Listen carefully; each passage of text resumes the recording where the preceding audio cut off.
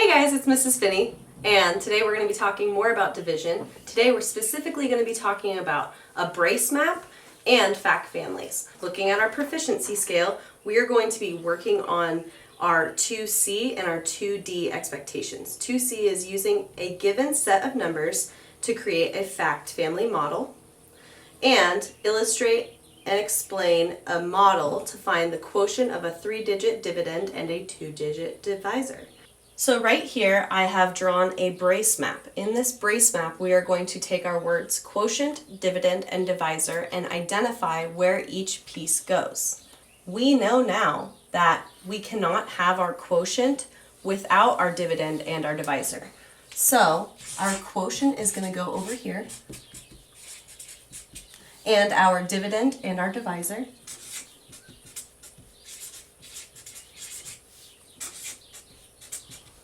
will go over here. Now remember, the dividend is the number that is being divided, and our divisor is the number that is doing the dividing. Now taking a look down here, I have another brace map, but just as a refresher on our multiplication vocabulary, we have our product, our multiplier, and our multiplicand. Our product is going to go down here because we know that we cannot have a product without our multiplier and our multiplicand. Say that word 5 times fast. After we've used the brace maps to identify the different parts of our division and our multiplication problems, it gives us a better idea and understanding of why all of these parts are important. So now I'm going to take you through how to use a model to illustrate fact families for multiplication and division. Okay, so looking down here, this might be a little bit unfamiliar to you, but what I'm going to use is these number sets, and we're going to decide how we're going to fit them into our triangle as well as into some equations. So taking a look at this number set, I have 500, 10, and 50. I need to figure out how I'm going to fit these numbers in our triangle. Remember, Miss Joanna talked about how multiplication and division are related. So it's very important that these fact families also show how it's related. I'm going to start by putting my 500 up here. I'll put my 10 right here and my 50 right here. Now that I have my triangle ready, what it tells me is 10 times 50 is 500. 500 divided by 10 is 50, or 500 divided by 50 is 10. So this triangle symbolizes our multiplication and our division. After we've filled in our triangle, we can go over here and start filling in what the equations will look like. Again, I started with 10 times 50 equals 500. And I have 500 divided by 10 is 50.